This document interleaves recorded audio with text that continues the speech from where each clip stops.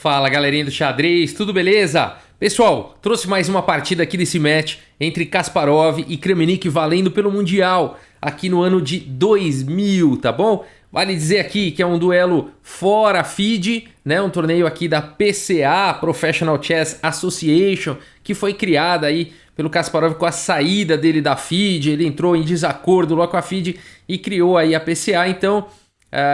e aqui a gente tem esse duelo valendo o Mundial. Agora vale dizer assim, eu vou falar algumas coisas aqui que são importantes.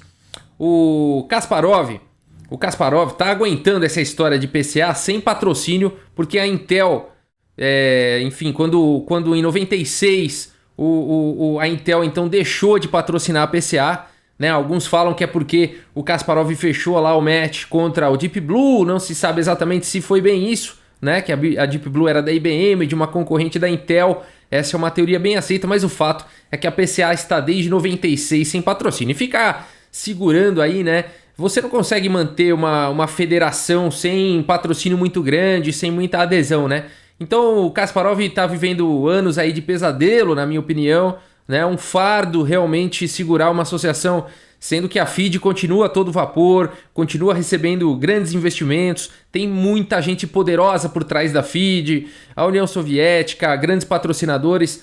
Não tem como o Kasparov sustentar essa condição por muito tempo, né? Então a gente fica... existe toda uma polêmica aqui. Existe a polêmica também do Shirov, né? O Alexei Shirov, em tese, teria mais qualificações para estar duelando aí contra o Kasparov para esse Mundial e na verdade foi escolhido o Kramnik e não o Shirov. Enfim, a impressão às vezes que dá é que tem coisa aí por trás. Eu vou comentar mais sobre isso no final do vídeo. Vamos logo para essa partida aí. Kramnik de brancas abrindo com D4, peão da dama, e o Kasparov respondendo aqui com cavalo F6, C4 e aqui E6. Kasparov, será que vai jogar mais uma Grunfeld?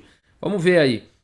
Cavalo C3 e agora bispo B4. Então aqui o Kasparov prefere ir para o Marinzo Índia contra o Kramnik aqui. Bispo B4 então. A partida segue com E3, Roque, bispo D3, D5, cavalo F3, C5. Aqui o Kasparov escolhe aí o sistema Glicorit da Ninzo Índia com C5, né? Que é uma linha cuja ideia aí é criar um peão isolado nas brancas. Vamos ver isso aí acontecendo. Roque, e agora C toma em D4, e depois de E toma em D4, D toma C4, bispo toma C4. E aqui as brancas então ficam com um peão isolado de coluna D, né? Que, cá entre nós, não é nenhum problema, né? Tem que aprender a jogar, né? Quem tá estudando aí e tudo mais, tem que ver bastante partida de peão dama isolado. Existem até, enfim, aulas específicas sobre isso, cursos específicos, livros específicos sobre peão dama isolado, tamanha a quantidade de aberturas que levam a posições de peão dama isolado, tá? E traz características bastante interessantes para a partida e fica esse debate, né? Será que esse peão é uma fraqueza ou será que esse peão pode ser uma carta na manga para ser usada num momento oportuno? Vamos ver como é que continua aqui a partida. B6, bispo G5, bispo B7. Aqui o Kasparov então desenvolvendo o bispo nessa excelente longa diagonal aqui. Torre E1, cavalo de bem em D7. Torre C1, torre C8, desenvolvendo aí as torres agora com tempo aqui sobre o bispo. E para não perder um tempo, o Kramnik vai para essa linha com bispo B3, dama B3, colocando aqui bastante pressão no ponto de E6, né? E aqui, enfim, alguns temas táticos podem surgir. O Kasparov continua, o bispo agora está atacado, né? O bispo volta então para E7, tirando aqui a cravada, né? Do bispo na dama. E agora a partida segue com o bispo toma F6, cavalo toma F6, e agora o Kramnik vai para um lance bastante interessante aqui, bispo toma E6. Esse lance aparentemente é muito forte, né? Parece que tá ganhando já de cara um peão e tudo mais, mas aqui tá tudo bem para as negras, tá? Essa posição aqui dá para continuar tranquilamente, principalmente pelo fato do peão aqui isolado ser um peão fraco, né? Mas a ideia aqui, vamos explicar um pouquinho mais. A partida aqui continua com o peão toma, tá? E aí a ideia que tá por trás desse... Não é nem sacrifício, porque aqui já recupera de cara, né? Porque depois de dama toma em E6, tem 2 ataques aqui sobre o bispo, né? Não dá para cobrir aqui com torre F7, senão tá vindo cavalo G5 aqui com vitória para as brancas, tá? A posição aí muito superior para as brancas numa variante como essa. Então a partida seguiu aqui com o rei H8 e agora a dama toma E7, tá? Foi dessa forma que a partida seguiu e agora as brancas estão melhores aqui, né? O Kramnik tá melhor. O que eu tô comentando aqui é que depois de bispo toma E6, foi o lance jogado pelo Kramnik, as negras não são obrigadas a capturarem aqui o bispo. Pode jogar simplesmente torre C7, adicionando uma defesa ao bispo, G7, e agora sim ameaçando capturar o bispo. O bispo teria que voltar, e aí depois de bispo toma aqui em F3, ó, né, danificando a estrutura aí de peões. As pretas têm compensação suficiente aí pelo peão a menos, né? São peões dobrados, o rei tá bem aberto, tá bem estourado. Dá para continuar tranquilo, ó, torre D7 pressionando em D4, cavalo E2 defendendo cavalo H5, ó. Seria uma possível continuação bem forte. Dama B5, atacando aqui o cavalo G6. A torre de 100 D1 adicionando uma defesa A6. E depois de dama toma 6, bispo B4, ó, atacando aqui a torre, fazendo ela ter que recuar. E dama H4. Ó. Aqui não preciso mais continuar a análise, só para ilustrar a força da posição das negras. E essa aqui é uma partida, seria uma variante digna do Kasparov, né? A gente gosta de ver o Kasparov jogando dessa forma. E é dessa forma que o Kasparov joga, né? Buscando, entregando muitas vezes peões. Aqui as pretas estariam com 2 peões a menos nessa variante, mas estariam com bastante iniciativa, explorando aí debilidades na ala do rei, né? Jogando com toda a sua força realmente. Né? Aqui essa posição é bem delicada, bem perigosa, né? O bispo poderá vir para D6 em algumas linhas, atacar aqui em H2, né? A torre também vai poder entrar, enfim. Aqui as pretas têm muitas ideias, né? Se não estão ligeiramente melhores, dá para dizer que está equilibrado, mas é mais fácil de jogar de negras aqui. Então, depois de bispo toma E6, peão toma E6, né? Esse não é o Kasparov que a gente está acostumado a ver, não. Eu vou falar mais sobre isso depois. Vamos ver. Peão toma, então foi jogado. Dama toma rei H8 e agora dama toma aqui em E7, né? As brancas estão com 2 peões a mais. A partida segue com bispo toma F3, G toma F3 e agora dama toma D4. Tudo bem, vai. Kasparov não tá tão mal assim na posição, é só um peão de diferença. O rei também tá estourado, não tem mais os bispos no tabuleiro. Seria melhor se tivesse, né?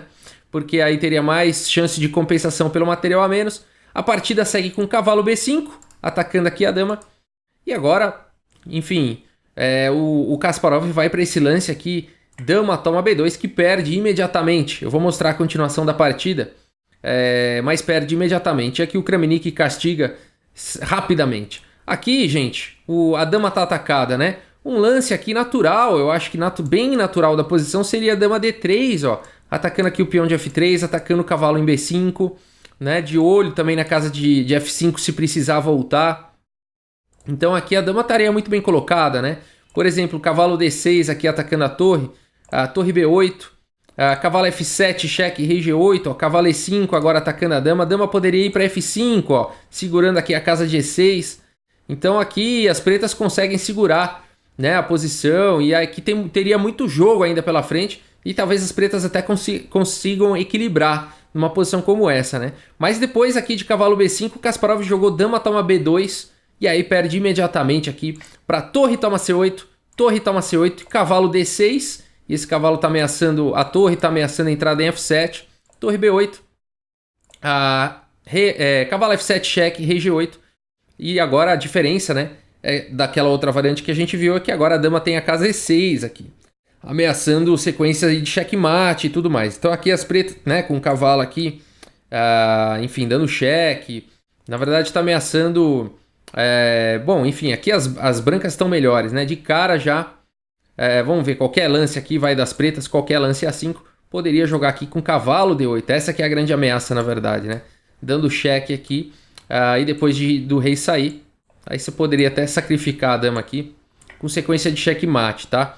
Então, posição complicada aqui depois de dama E6, né? A grande ameaça aqui é cavalo D8, com sequência de checkmate. A partida seguiu com torre F8, e agora cavalo D8 veio de qualquer jeito. Depois de rei H8, dama aqui em E7 simplesmente é o suficiente aí para vencer a partida. E nessa posição Kasparov abandonou a partida. 25 lances, né? 25 lances. A segunda derrota aí do Kasparov no match. O Kasparov não conseguiu vencer uma vitória do Kramnik contra o Kramnik nesse match. Além dessas 2 derrotas, as demais foram empates e dessa forma o Kasparov perdeu, então, depois de 15 anos aí, perdeu o seu reinado, perdeu o título de campeão mundial e agora cá entre nós. Parecia que ele estava querendo mesmo, né? Parecia que ele não estava conseguindo sustentar, que não se tratava mais de segurar o título de campeão mundial, né? Se tratava de segurar a PCA, né? Se tratava de segurar uma questão política violenta aí, né? As divergências aí do Kasparov com a FIDE e tudo mais, essa criação da PCA que tá falida, né? Enfim, não consegue mais patrocínio, não tem dinheiro, tá insustentável a situação. E aí o Kasparov, na minha opinião, se cansa de tudo isso e entrega. Ele depois desse match continuou vencendo vários torneios, teria força para vencer um match contra o Kramnik, né? Mas a impressão que dá, Rafael, você é apaixonado pelo Kasparov, não vale isso que você tá falando aí, você tá defendendo o Kasparov. Tá bom, é verdade, né? Mas eu realmente não vejo nesse match o Kasparov jogando com sua força total, e a minha humilde opinião é que realmente o Kasparov se enfiou numa sinuca de bico com essa história de PCA e depois perdeu o patrocínio. Na minha opinião é insustentável. E aí, seja de forma consciente ou inconsciente, eu acredito que o Kasparov não tenha tido muita motivação para vencer, para continuar se mantendo aí no título de campeão mundial. Rafael, explica aí essa posição. Por que tá perdendo aqui? Bom, aqui não tem o que fazer, né? Se tirar a torre aqui... Bom, se jogar a torre aqui ameaçando a dama, de cara a dama toma, né? Aí cavalo toma, torre toma, com sequência de checkmate. Então não dá pra tirar a torre pra ir, né? A torre tá ameaçada. Como é que vai fazer? Vai defender com o rei? Aqui não dá, né? Cavalo E6, ó, ameaçando torre e ameaçando checkmate. Não tem muito o que fazer também, né? Se cobrir aqui com a torre... dama aqui em D8, tá? Dama D8 cheque, com sequência de checkmate. Cavalo cobre, dama toma, torre toma, dama toma com checkmate, tá? Então, não tem, né? Vamos ver aqui de novo, ó. Depois de dama E7, vai fazer o que aqui? Vai tomar o cavalo? Só se for, né? Aí dama toma e o cavalo volta para G8. Mesmo assim, é uma posição perdida já para as negras, né? Não tem condição nenhuma de jogar uma posição como essa. Mas é a variante talvez que fosse sobreviver mais depois de dama E7, né? Não tem realmente, ó. Torre G8 não dá, né? Dá o checkmate de gaveta aqui, de cavalo, né? Não tem como, né? Numa posição como essa. E a dama não consegue defender também a torre, né? Então não tem realmente o que fazer. É por isso que o Kasparov abandonou a partida e abandonou, né, o título, né? Essa aqui dá impressão, né? Mas o fato é esse. E o Kramnik, dizem, né? Que não ficou muito empolgado aí com essa vitória. Tinha uma questão, ele não queria segurar com a PCA, ele deixou bem claro na mídia. Eu acho que essa preocupação o Kramnik também tinha, né? De não querer segurar esse fardo, o PCA, nada disso. O Kramnik logo chegou deixando bem claro, sinalizando que tinha intenções de voltar à FIDE, de unificar aí a PCA e a FIDE, e voltar a ter apenas um campeonato mundial, um campeão mundial novamente, né? Vale dizer que durante esse período a FIDE continuou tendo mundial, o Karpov continuou lá vencendo o torneio, depois entraram outras pessoas, eu vou até falar o nome aqui e as datas para vocês saberem, mas algum dia a gente pode até fazer playlists aí desses campeonatos, tá? Mas ó, 93 a 98 o Karpov ficou como campeão mundial, venceu o Ian Thiemann, venceu o Gata Kamsky e venceu o Vishwanathan Anand, tá bom? Em 98. Em 99 a gente tem o Alexander Kalifman como campeão mundial da FIDE. Em 2000 a gente tem o Anand, tá? Em 2002 a gente tem o Ponomariov, tá bom? Em 2004 a gente tem o Kazimzarov, eu não sei falar o nome dele. Nunca vi partida dele também, tô curioso para ver partida dele. Em 2005 o Topalov, tá? Isso tudo pela FIDE até 2005, tá? Então... pra você ver a situação, né? Mas de qualquer forma, enfim, o Kramnik continua, né, na PCA, apesar de, né, apesar de ter sinalizado aí que ele tem, né, intenções aí de unificar, né, a PCA com a FIDE, mas ele ainda continua por mais alguns anos aí. Então a gente vai ver no próximo vídeo aí da nossa playlist em 2004, quando o Kramnik então vai duelar contra Petr Leko, valendo o título mundial. Tá bom? E eu vou mostrar partidas aí para vocês. Pessoal, se você gostou do vídeo aí, deixa sua curtida. Se você acompanha o canal e gosta do canal, lembre-se aí de se inscrever. Muito obrigado pela sua audiência, um grande abraço aí para todos vocês e até a próxima, pessoal. Valeu!